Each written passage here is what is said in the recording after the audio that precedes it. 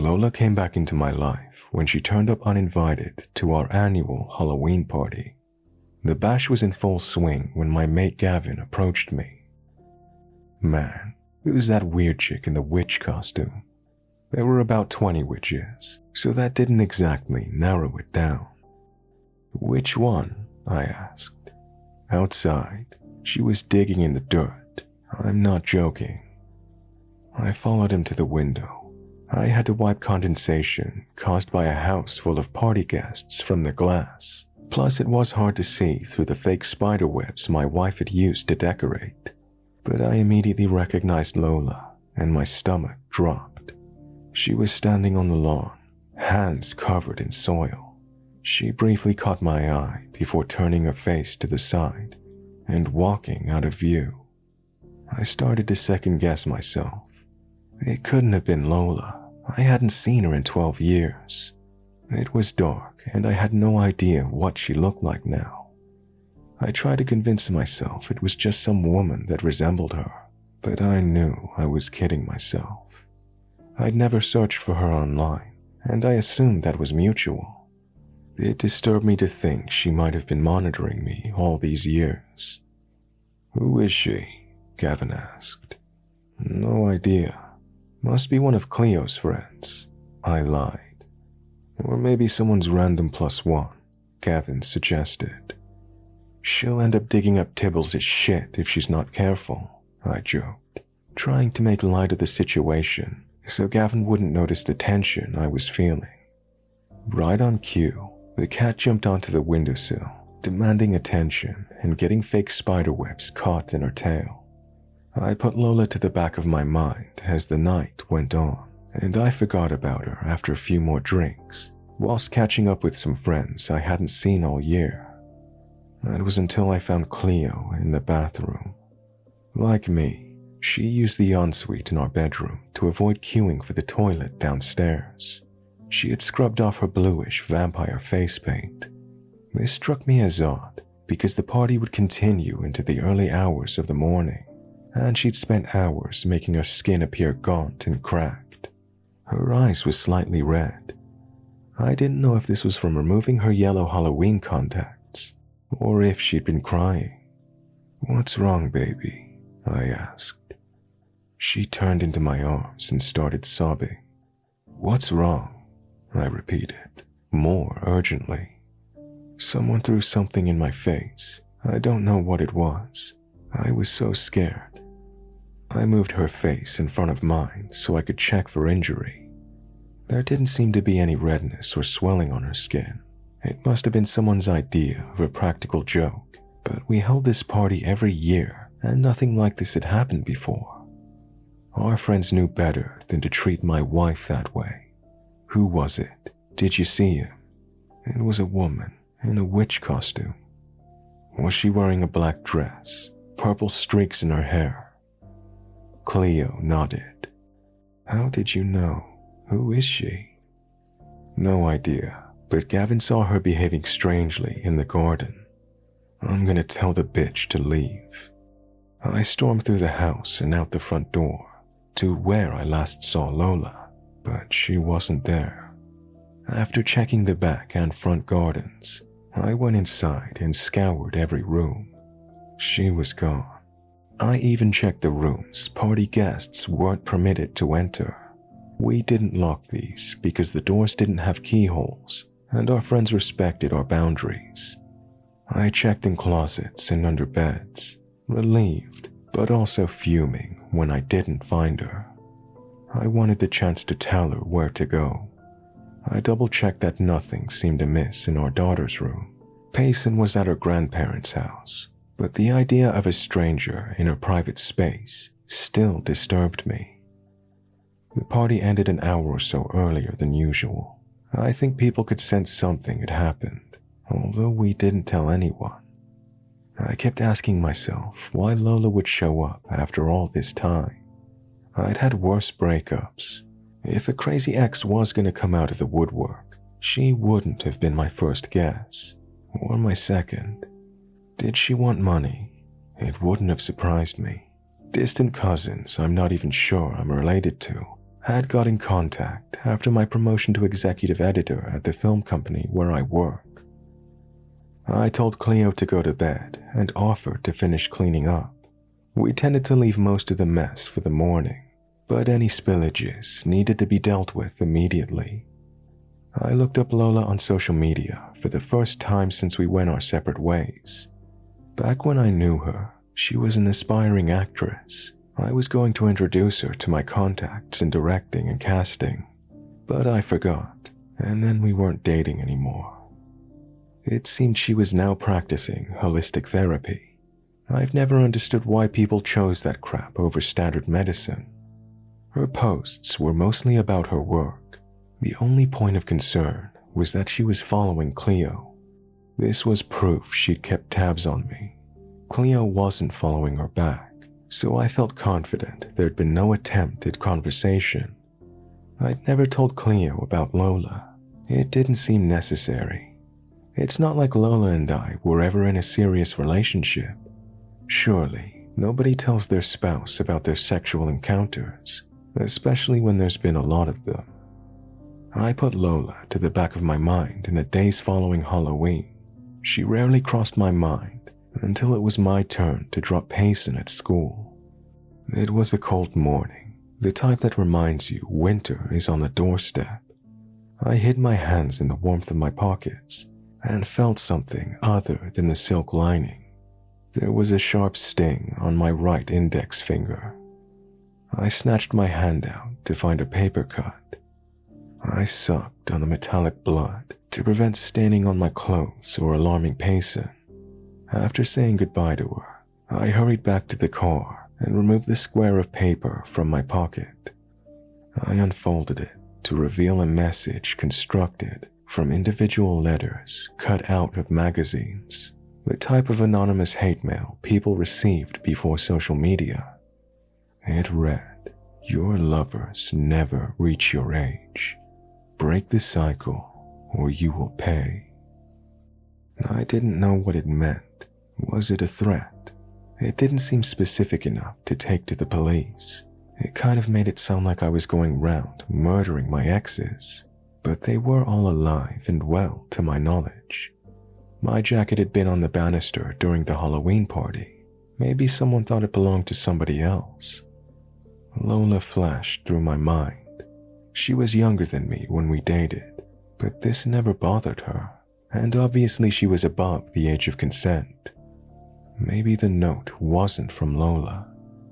Gavin mostly dates university students despite being in his 40s, and he has a similar jacket, so perhaps it was left by a girl he scorned. I decided not to tell him about it. He didn't need the hassle, and I figured anyone cowardly enough to leave an anonymous childish note didn't have the balls to do anything in real life. I ripped up the note and threw it out the window before starting the car. I found Cleo staring at her reflection in the hallway mirror when I got home. I said, "I thought you had a meeting."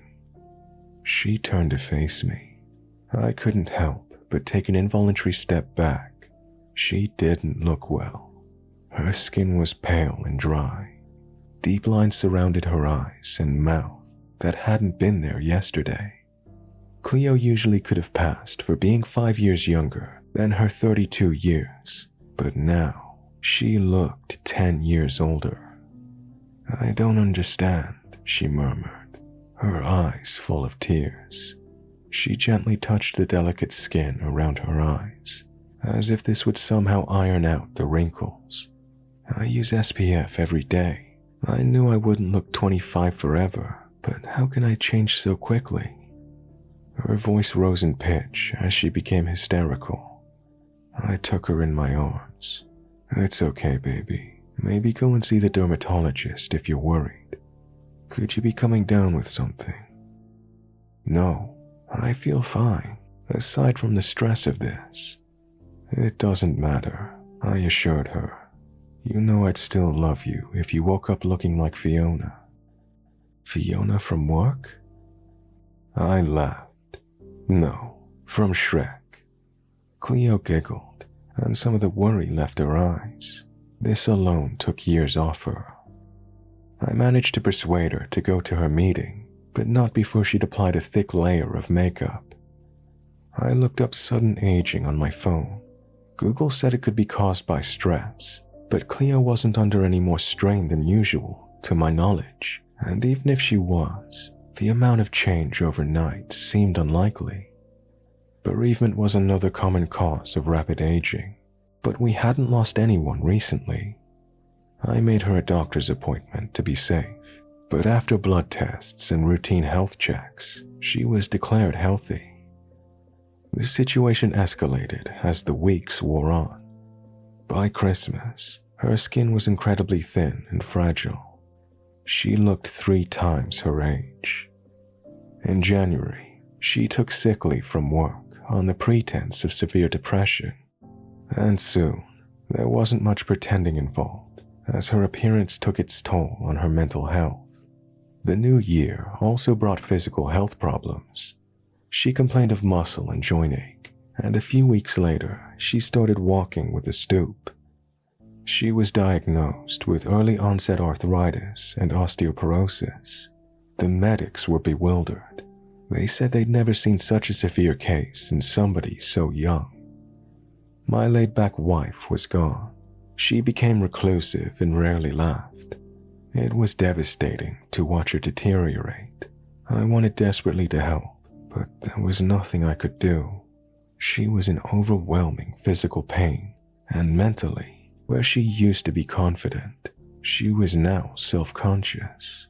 She said it's not body dysmorphia when you're actually ugly. Things ground to a halt in the bedroom. My sympathy for Cleo drained somewhat over time because I was left to take Payson to school and all her other commitments whilst taking on extra projects at work to cover our lost income after Cleo got laid off. I felt like a single parent. Both sets of grandparents stepped in, and by springtime, I was not only managing my extra workload, but finding time to socialize again with Gavin and the team. I met Julia at the Easter social. She was dressed as a sexy bunny, somehow leaving nothing to the imagination, yet rendering me desperate to see more. Gavin and the younger lads were all over her, but she only had eyes for me. I found her repeatedly meeting my gaze across the room, as the others surrounded her as they tried unsuccessfully to make a move. I stayed behind as my colleagues called it a night one by one. Payson was staying the night with my parents, and I knew Cleo would already be in a depressive slumber, neither missing me nor aware of my absence. Julia asked me to buy her a drink, and I realized we were the last 2 stragglers. I offered to take her to a club as the bar would be closing soon. She agreed, but we never made it because one thing led to another in the street, and we ended up in the back seat of my car. I've been seeing Julia for 2 weeks when Miranda broke her silence. Her words, not mine. She made a TikTok video claiming I took advantage of her, which is ridiculous because she came on to me. She obviously wanted more followers and knew nobody gave a damn about her unless she had my name in her mouth. We dated for a month or 2, about a year before I met Lola. Miranda was 16 at the time, and I was 31, at least according to her video. I can't remember, and she offered no proof whatsoever, but this didn't stop the trolls from coming after me with their fake accounts. She wasn't claiming I did anything without her consent, so the point she was making was unclear and nonsensical. She said she felt manipulated because I was older. Luckily, there were no shortage of people, including Gavin on 3 different accounts, pointing out that 16 is the age of consent in the UK, and she was old enough to know what she was doing.